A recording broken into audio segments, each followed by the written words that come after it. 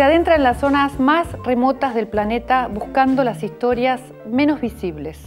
Lo hace con la precisión de un documentalista, con el vuelo de un narrador y con la sensibilidad de un hombre que se refleja en su prójimo. Hoy, en Dímelo Tú, un lujo, el señor Martín Caparrós.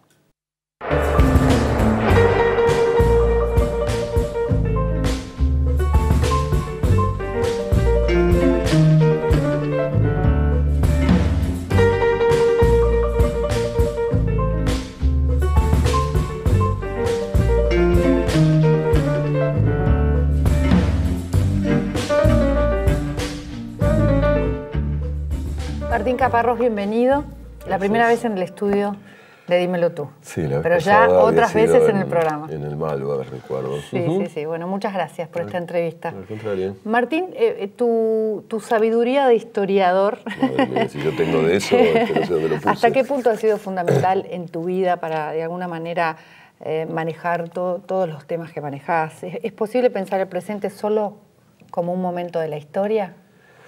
Bueno, habría que pensarlo como un momento de la historia, pero subrayo esto de un momento de la historia, porque tenemos de vez en cuando, y este es uno de esos momentos, tendencia a pensar el presente como una especie de momento interminable, no como un momento de la historia, sino como algo que no está en la historia, es decir, que nunca va a cambiar, ¿no?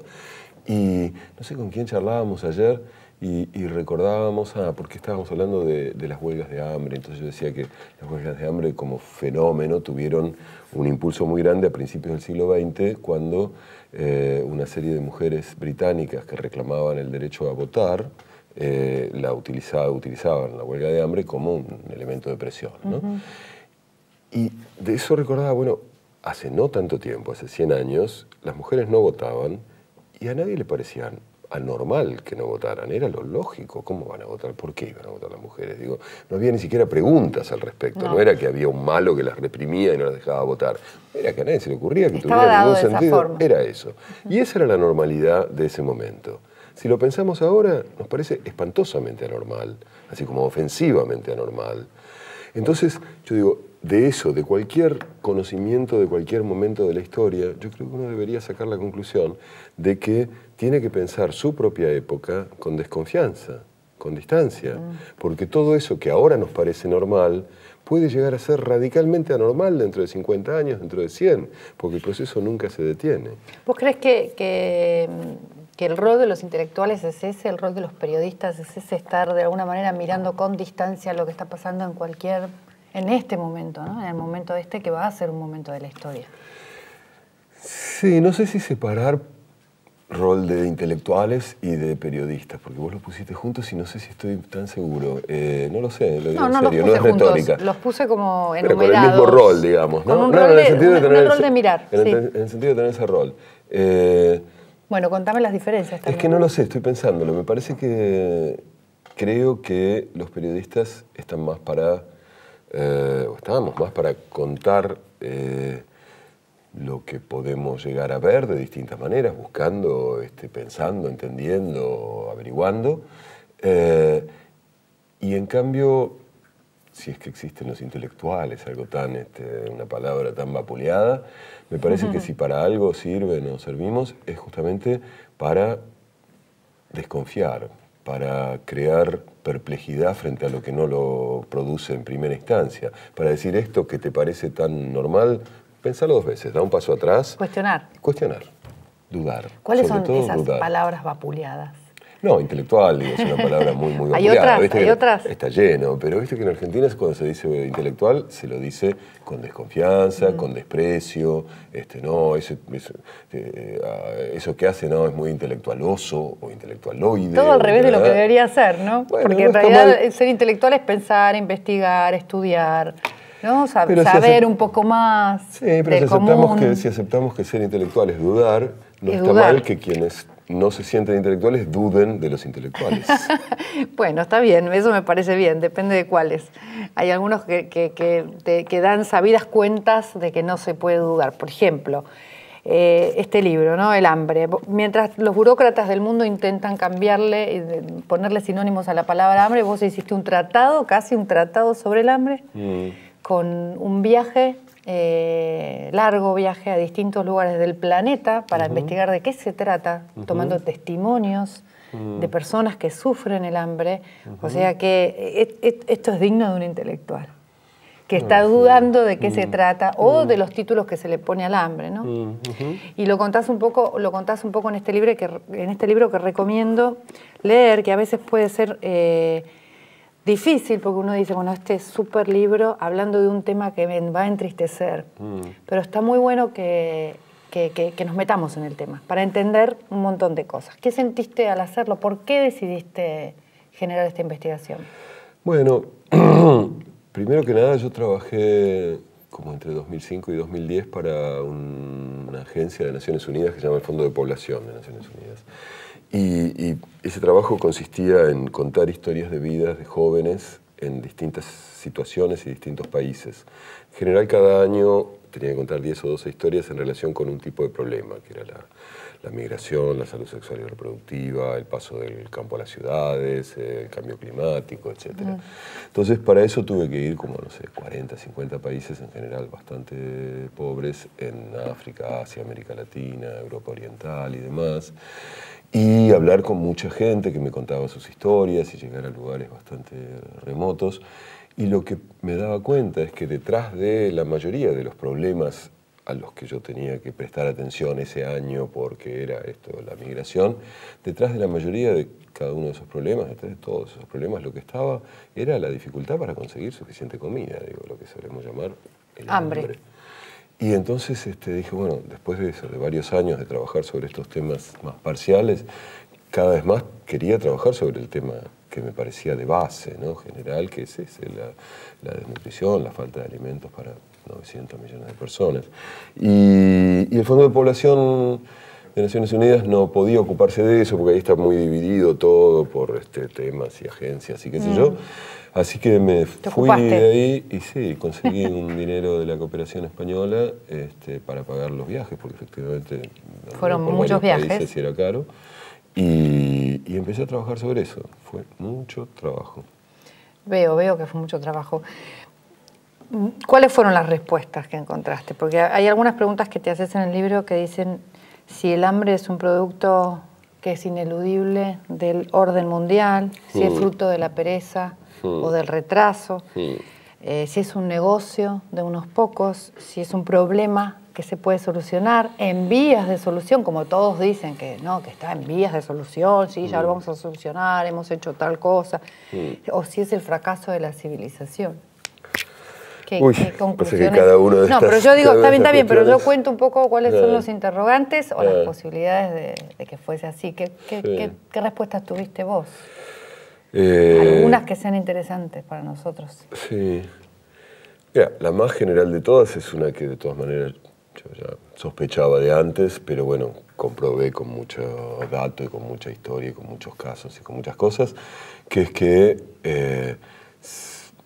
el hambre es antes que nada un problema de reparto, de distribución, que no es que no haya comida suficiente, sino que hay de sobra. De hecho, el mundo produce comida para 12.000 millones de personas, somos 7.000 millones y hay casi 1.000 millones que no comen suficiente. O sea que sobraría. O sea que sobra mucha y sin embargo hay algunos que se quedan con demasiada, lo cual hace que haya muchos que se queden sin nada. Es un problema de distribución y la distribución tiene que ver con el sistema político y económico.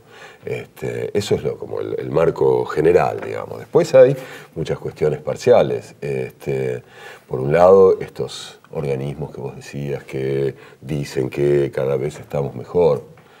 Las cifras son confusas, efectivamente la proporción de hambrientos es cada vez menor, la cantidad sigue siendo más o menos la misma, pero a mí me parece que es mucho más violento el hambre en un momento en que se produce suficiente comida para todos que lo que era de pronto hace 50 años, hace 100 años, cuando parte de ese hambre, aunque también había acaparamiento de parte de algunos, pero de todas maneras parte de ese hambre tenía que ver con que no se producía suficiente. Ahora se produce más que suficiente, claro. Entonces es mucho más violento. Las tecnologías avanzaron tanto que en realidad Y hay más hambre a lo mejor, ¿no? O la misma. Y hay, por lo menos, hay un poco más que hace 20 o 30 años, pero bueno, una explosión demográfica grande. La proporción es un poquito menor, pero la cantidad esa de esos 900 millones de personas, que es mucha gente, quiero decir, es uno de cada 7, más o menos de cada 7 habitantes de la Tierra. Lo que pasa es que son siempre otros, eso también es el fenómeno.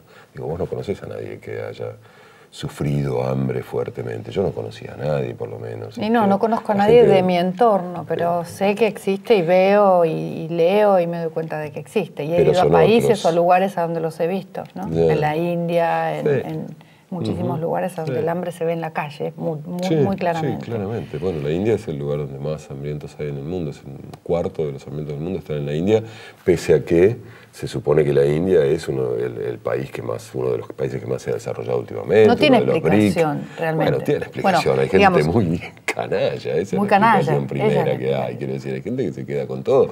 Hace 20 años, en el 91, los grandes fondos de inversión, Goldman Sachs y un par más, primero fue Goldman Sachs, descubrieron que podían especular con el precio de las commodities alimentarias, estas que se manejan en el mercado de la bolsa de Chicago. Hasta entonces no lo hacían, les parecía que no era un suficientemente buen negocio, qué sé yo, especulaban con acciones de empresas, de bancos, de fábricas, de lo que fuera. Empezaron a especular con eso. Y les fue bárbaro con esa especulación. A ellos, el precio de los alimentos subió como 5 o 6 veces en este periodo, lo cual hizo que una cantidad de gente no pudiera comprarlos. Claro. Digo, eso es muy directo. Y además que fuera un negocio y fuera claramente, digamos, acumulación para tener ese negocio, ¿no? Sí, un negocio de unos pocos que tienen el suficiente dinero como para comprarse, qué sé yo, futuros, derivados, todas estas acciones complicadísimas. Yo nunca entendía bien eso y me fui a...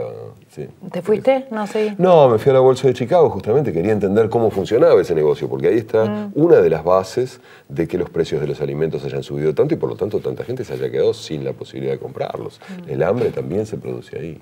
Bueno, pero también los gobiernos, los expertos, los organismos internacionales que deberían solucionar ese tema de alguna manera, o ponerse en vías de, porque puede haber un negocio especulativo, pero también hay leyes, hay obligaciones de los gobiernos, hay posibilidades de cambiarlo, a pesar de ese negocio, ¿no? No lo han hecho porque hablan de que en realidad el hambre viene por las inundaciones, por las guerras, por las plagas, pero en realidad no es por eso solamente, que es lo que vos un poco explicás en tu libro. No, porque el sistema internacional, el sistema económico y político internacional está basado en esa circulación de mercado que produce a su vez hambre. Un ejemplo tonto. Ahora todos los productos, digamos, alimenticios, el arroz, el maíz, la soja, el trigo, lo que sea, cuestan lo que cuestan, valen lo que cuestan en la bolsa de Chicago, porque el mundo está tan globalizado que ya no hay precios locales. Hasta hace relativamente poco tiempo, el arroz en una aldea de Níger, en Níger no hay arroz, el arroz en una aldea de Madagascar costaba el precio local, que tenía que ver con lo que ganaba un campesino de ese lugar, con lo que podía disponer, etc. Ahora cuesta el precio que se paga en los mercados centrales, porque a sacarlo de ahí y llevarlo es muy barato. Incide muy poquito en el precio. Entonces, el tipo que lo vende sabe que si se lo vende a un comerciante que lo manda a Francia, se lo puede vender al precio internacional. Entonces, el campesino que está al lado ya no lo puede pagar, porque su trabajo... Claro, por supuesto. Entonces, el hecho de que funcione este sistema integrado es un productor muy directo de hambre. Entonces, los gobiernos de este sistema integrado lo que tratan de hacer, si acaso, es mandar una limosna, digo, asistencialismo. Les tiran una bolsa de grano para que sobrevivan un poco más, se quedan con la conciencia un poco más tranquila, pero eso no alcanza para nada. ¿Y cómo es ese capítulo que se llama La basura? Un capítulo de la pobreza en Argentina, uno de los capítulos más interesantes. Bueno, contame cómo es la pobreza, el hambre en la Argentina. ¿Es distinto que en Níger, que en Madagascar? ¿Es peor, es mejor? Es distinto en cada lugar, al mismo tiempo es en todos lo mismo y es distinto en cada lugar, y por eso también fui a esos 7 u 8 lugares y traté de que en cada uno pudiera contar una forma distinta, unas causas y una estructura distinta del hambre, ¿no? Pero en general, hay una aclaración que quería hacer antes, una aclaración que es que en general cuando pensamos en hambre solemos pensar en alguien que no come durante una semana, 10 días y se muere. La mayor parte de las muertes por hambre, que son muchísimas, según Naciones Unidas son 9 millones por año, es un disparate, un holocausto y medio por año. La mayor parte de esas muertes no se producen porque alguien no tiene comida dentro de 10 días y se muere. Se producen porque mucha gente come muy poco y muy mal, claro, y entonces es presa fácil de cualquier enfermedad que a vos o a mí no nos harían nada, y esos organismos debilitados los matan. Obviamente. Ese es el asunto. Y además a lo mejor se están alimentando mal desde que nacieron o desde que estaban en la panza. Absolutamente. Entonces eso lo van madres mal alimentadas que tienen. Lo arrastra. Bueno, Conin en Mendoza lo tiene bastante claro, digamos. Sabe, los 5 primeros investiga años de vida muy bien ese tema, ¿no? Y los ayuda justamente a que el entorno sea el adecuado para sacar a esos chicos de la desnutrición. Porque la desnutrición empieza en la panza de la mamá y en los primeros añitos de vida. Sí, los 5 primeros años son decisivos. Te decía esto para decir, en todo caso, que en la Argentina, en general, afortunadamente no hay casos de estos que uno imagina de gente que se muere de hambre porque no come. Lo que hay es una cantidad importante de la desnutrición infantil. Hay como 250, 300.000 chicos que están severamente desnutridos, es bastante. Hay 5% de los hogares que sufren inseguridad alimentaria severa, que quiere decir que no están seguros de dónde van a sacar la comida mañana. Hay un 7% que tiene una inseguridad alimentaria más leve, que quiere decir que a lo largo de un periodo, no me acuerdo si es un mes o así, tienen momentos en que no consiguen comida. Y el resultado general es ese, por un lado, la vulnerabilidad ante las enfermedades mucho mayor, y más cotidianamente el hecho de que hay mucha gente que se alimenta de una manera que empieza a tener muchos más problemas físicos, aunque no esté enfermo, físicos y mentales, quiero decir. Totalmente. Como vos decías recién, si en los primeros 5 años de vida los chicos no reciben los nutrientes que necesitan, se desarrollan mal físicamente, pero también mentalmente. Entonces es gente que tiene muchas menos posibilidades después a lo largo de toda su vida. O sea, se crea una desigualdad fundamental porque está inscrita en los cuerpos de cada cual. ¿Cómo ves a la Argentina en estos? Última pregunta y nos vamos al corte, así muy tranqui. ¿Cómo ves a la Argentina en este tiempo que estás acá medio de visita porque estás viviendo en Barcelona? Sí. Pero seguramente la conocés lo que está pasando. Sí, bueno, yo sigo bastante todo lo que pasa de todas maneras. ¿Cómo lo veo? Es un momento raro, ¿no? Porque es como un momento de transición muy largo. Quiero decir, está claro que el kirchnerismo que gobernó durante los últimos 11 años ya está saliendo, no va a producir nada muy decisivo en el año que le queda, pero al mismo tiempo le queda un año y pico, que en términos argentinos es muchísimo tiempo. Entonces es un momento en el que no se puede todavía, o nadie se pone a pensar proyectos de futuro, que es lo que necesitamos urgentemente. La oposición no lo hace porque, supongo que por su propia incapacidad, básicamente, porque es una oposición muy decepcionante. El kirchnerismo tampoco lo hace porque sabe que ya no tiene cómo ofrecer un futuro. Entonces estamos en un momento de una larga impas. Una pausa. Pero una pausa en el momento en que se necesitaría con urgencia acción. Una pausa sin pagar la deuda, generando cosas, ¿no? O sea, no es que no se pueden generar acciones determinantes en este año y medio, sí se pueden generar. Y también sí se pueden defender, sí se pueden defender desde la oposición, digamos, o no, o combatir seguramente. Se pueden hacer cosas, porque estamos viviendo. Sí, como vos dijiste, es un momento de la historia. Sí, lo que pasa es que yo creo que lo que se necesita mucho es pensar cómo vamos a hacer los 10 próximos años, ¿no? Porque, bueno, alguna vez vamos a tener que decidirnos a pensar el futuro de la Argentina, cosa que no hacemos. Y parece ser un momento en que especialmente se olvida esa posibilidad. ¿Estás con un nuevo proyecto que se llama Buenos Aires o algo con Buenos Aires, no? No. Estoy bueno. No, porque leí por ahí que estabas con algún proyecto sobre Buenos Aires. No, estoy hace mucho. ¿Que se llama BUE o no? Se llama BUE. Entonces no me digas que no. Es un viejo. Es un viejo proyecto que no me sale. Bueno, entonces no podemos hablarlo de eso. Pero bueno, quizás ahora salga.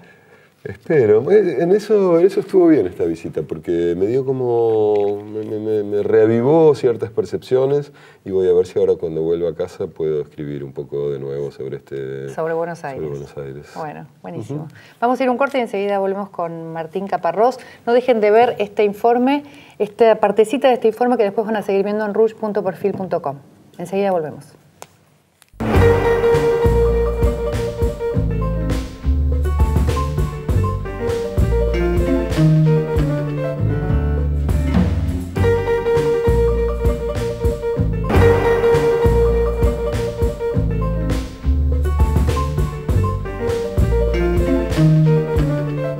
Martín Caparrós, muchas gracias por esta entrevista. No, ¿Vas a volver a vivir a la Argentina? Sí, seguro. No sé ¿Cuándo? Pronto. No tengo ni idea, pero seguro que voy a volver. Con el proyecto de BUE. No, una vez que lo termine. Bueno, quiero que por favor, nos escribas alguna reflexión para irnos y brindar por ella. Bueno,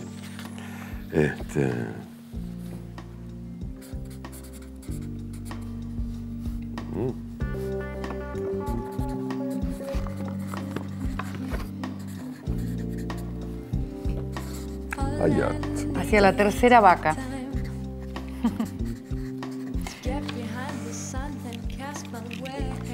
Hacia la tercera vaca significa que, haciendo referencia a esa anécdota de tu libro en la que no vos... vamos a contar.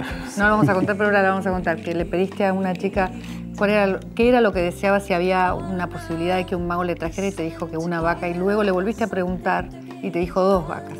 Por eso vamos hacia la tercera. A superar esa especie de cerrazón del horizonte que no solo le sucede a ella, sino a todos cuando nos encaramos con este tipo de problemas, ¿no? Bueno, gracias, Martín. Al contrario. Te doy un regalito, anteojos Mariana Arias. Mira. Y una botellita de Chandon para ti. Into the shining sun.